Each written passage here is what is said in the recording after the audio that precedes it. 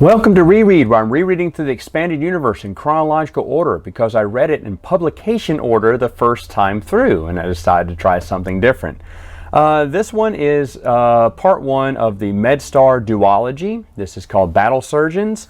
I remember thinking that it was a great novel, the best of the Clone Wars, and now that I'm rereading through the books, that's not saying much, right? I think a lot of these Clone Wars novels suck. And so I was a little apprehensive when I opened up the first pages of Medstar. I was like, is this book going to be that good? Or is it that I just read so much garbage back then that this something halfway decent was good? Well, it wasn't the case. It was way better than I remembered. I mean, way better. Talk about your character development. I mean, Alan Dean Foster needs to start taking notes on things like this, because every character, they're not from the movies, except for maybe Barriss is the Jedi Padawan is probably the most famous person or well-known person. Everyone else, I mean, I-5's in it too, I guess, but everyone has a great character. Everyone has a great character. You're involved in the storyline. You're involved in the characters the whole way through. This is an easy read. There is so much good stuff in this. This is a great novel. This is a great novel. So, what do I like about it? Made a lot of notes here. I like how they're doctors working behind the lines. We don't hear what's happening in the battle. They're on this planet Drognor. They're battling over this plant called Bota, which is a miracle drug. It can do anything. It can also be a spice. It can also be something illegal, which is why Black Sun, of course, is interested. There's some Black Sun operatives involved on the planet too, trying to take some of that Bota. But it can do anything. So, of course, the Separatists and the Republic both want it, and they're battling over it. Now, Bota is highly flammable, so if they, explosions go off around it, could ruin an entire crop. And if too many loud sounds get to it, it'll wilt. So it's a very precious plant too, so they have to be careful as well. But they're trying to destroy the whole crop, and it grows everywhere on this planet. This planet is much like my home state of Louisiana. It's very hot and humid at day or night, and they're talking about sweating and swamps and like spores that can, hurt you or infect you or whatever. You always have to clean yourself. And I was thinking, did he come to my state and visit one summer and say, this is a miserable place? Who would want to live here? Let me make a planet about this. But they have something called sweat stop spray. Stop sweat. That's what I'm talking about. I need some of that sweat stop spray. He also makes a joke. They also make a joke about the clone armor couldn't stop a kid's pellet gun, much less a blaster. What's the use of it? I thought that was funny too. Jabeam is mentioned on this a couple of times about the Battle of Jabeam, and I like that because it just further credits that story from Dark Horse comic books to be a very dark and sore spot during the battle. That people still mention that battle during the Clone Wars makes it even more significant. There are some strong conversations that keep you engaged the entire time. Was not bored the entire time. Blew through all 220-something pages. I mean, I read both of these in 2 days without a blink of an eye. I mean, it wasn't even like, it was such an easy read. Such an easy read here. There is a admiral who is in charge of the whole fleet there. His name is Bled. He is a reptilian, kind of, he's got some secret motive. He's trying to accumulate lots of wealth. He's working behind the scenes with Black Sun just to get enough money in his pockets to go home and help his family, get revenge on his family or whatever. And so he's only in this to sell enough Bota to, I guess, quit the Republic and go back and get revenge or reestablish his family's legacy on the planet, which I thought was interesting. He is kind of top dog. He kills a Black Sun agent who goes to him and says, hey, we want all the Bota shipments now. He's like, you can't do that. They'll know immediately that I was involved and they'll court-martial me. I'll spend my life in prison. I'm not doing that. So he kills the Black Sun operative, makes it look like a mistake, and bides his time for the next one to come around to just kind of delay the inevitable. And he's just a great character too. Bled is just a great, you understand, he is the bad guy in a way. He's dealing with a local Hutt on the planet too, who he and them both are doing in the smuggling ring. But Bled's storyline makes sense. He's not there to be a hero of the Republic or, agent of Black Sun. He just wants to reestablish riches, to go back and reestablish his family legacy on his planet. Yeah, I get it. There's Din, the Celestian reporter, who I absolutely love, always getting drunk on bantha blasters. They talk about the color of the glass and everything and how the liquid mixes together. And man, it'd be fun. It's funny. I know Disney doesn't serve the drink, but if they incorporated the EU, I think bantha blasters would be just top selling drink there. But there's another one. There's another operative called Josh. He's a doctor actually. Josh and Zan are two doctors. Zan is a Zabrak who has a musical instrument that he plays all the time. Josh doesn't like the music, but they're roommates. They're doctors. They're sewing up bodies. Once you've seen one clone body, they're all the same, which is true. So they're in a groove on resolving any clone issues they have. But Josh is in love with a nurse named Tolk. But he can't, who's a Lordian. But Tolk, he cannot marry because on his planet, you cannot marry anyone outside of your planet. And that's the entire first book. They talk about that and how he doesn't want to get involved with her. Now, this is important because when I talk about book 2, there's something that bothered me about all this. But anyway, so he can't fall in love with her, even though she's flirting with him and he really wants to get with her. Nothing's happening so far on that. There is other characters. Oh, you see the horrors of war, by the way, from the doctor's point of view, as they can hear the med lifters coming in from a mile away, and they're like, more work, more bodies coming over, and what the purpose of this war is. And it's great to get this different aspect from the war. There's Chloe Merritt. He is the shrink, the psychiatrist, who's basically the counselor who's kind of just, counseling everyone through these trying times, telling Josh, hey, you know what? Maybe you're weighing too much about your family traditions, your planetary traditions, and maybe love is the right step for you. But they all play sabacc together, all of these characters I mentioned.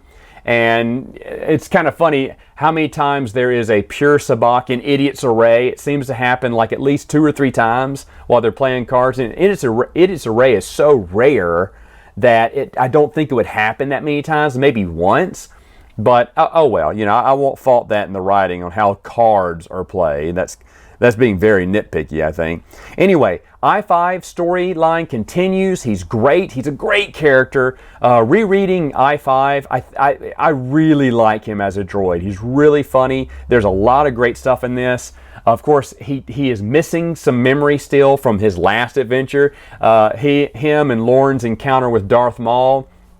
He has bits and pieces, but he doesn't have the whole picture yet. He's constantly doing a reboot of his circuitry to try to see if he can figure out his memories.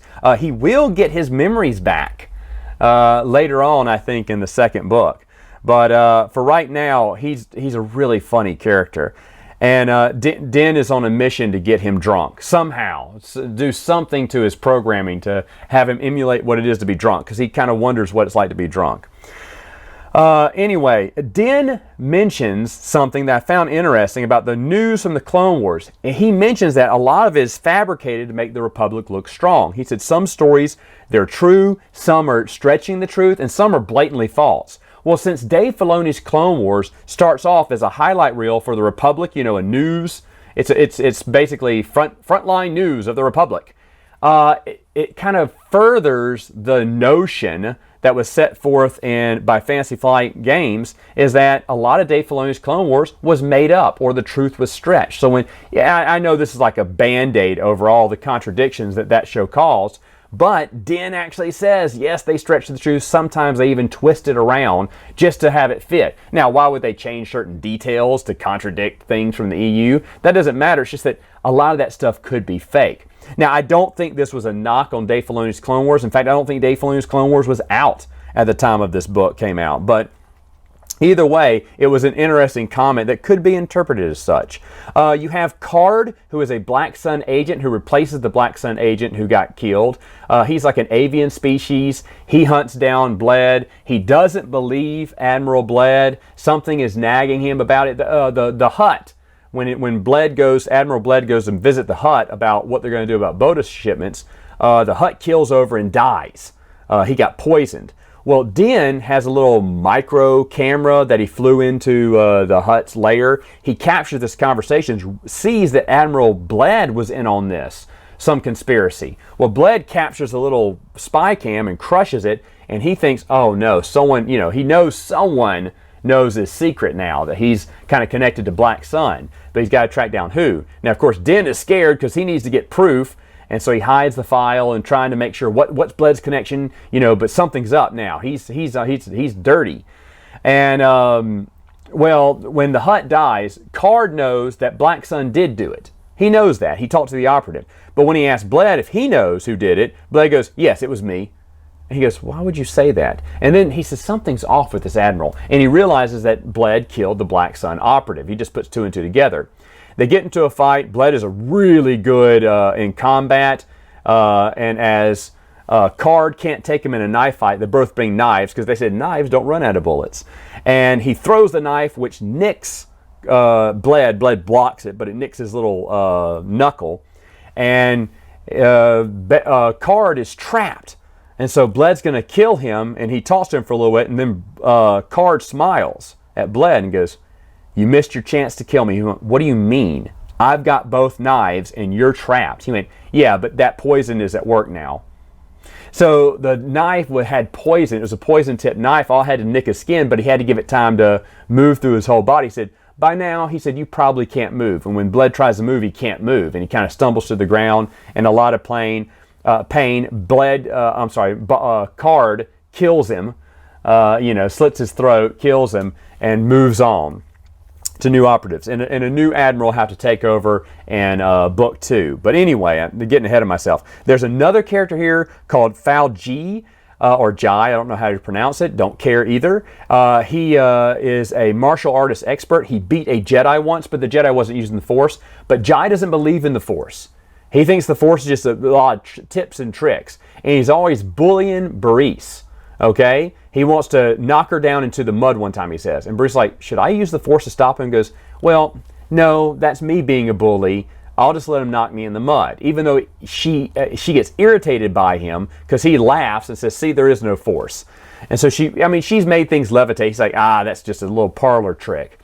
So he doesn't believe it. Well, there's one moment he wants to, because Bareese is, still acting kind of, I don't know, for whatever reason, Jai's a bully, and he wants to go after her again. This time he wants to bloody her nose or something to prove a point again.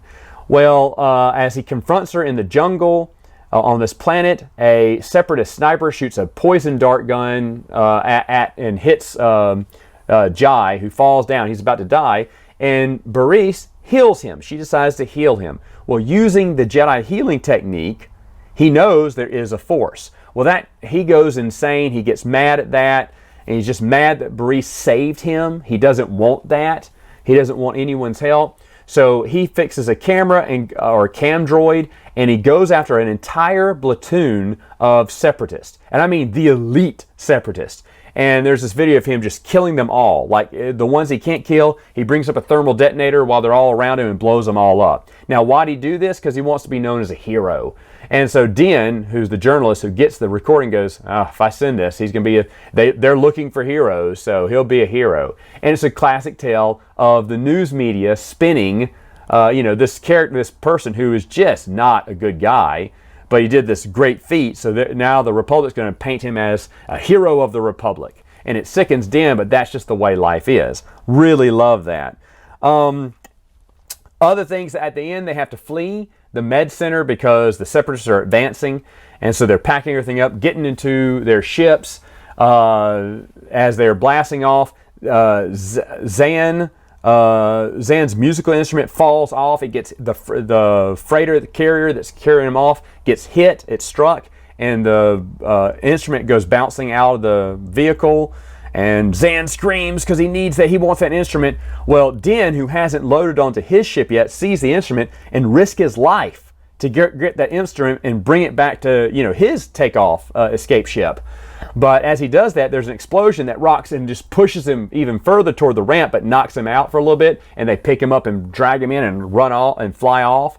And he says, wow, because the instrument, a lot of the shrapnel went into the case. It didn't destroy the instrument, but it destroyed the case. He went, wow, this case saved me. And then he thought, wait a minute, if I hadn't have gone for the case, I wouldn't have been around anywhere near that explosion. So it's kind of funny, but he always tells his Sabbat buddies, who is Josh and Zan, that he's not a hero.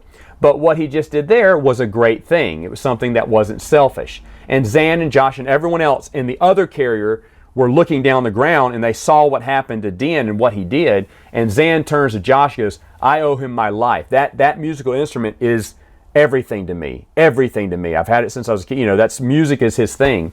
He said, I will forever be in his debt. I'll never forget what he did. And then another bolt hits the carrier, and Josh gets knocked unconscious because there's a blast inside the hangar.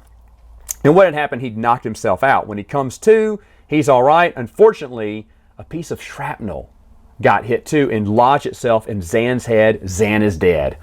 Ooh, it's a big death. It hurts really bad. But they say he died smiling because his last thought was Din saving the musical instrument. It's really good stuff. Really good stuff. Card goes to visit a separatist spy within the Republic camp called Lin. They said he's known by many names, but Lin is his name. Lin's is his name. And Lin's really cares about the separatists. You know, he thinks the separatists are just and right for taking out the old and corrupt Republic. But Card reminds him, hey, as Black Sun agents, he said, we don't care who wins, you know, we only care about our side. That's all we care about. And there'll be more about Lin later on. But so far, Battle Surgeons, excellent. Excellent read. Best of the Clone Wars by far. Best of the Clone Wars. Absolutely loved it. What about Jedi Healer? Well, I'll get to that next time in another video.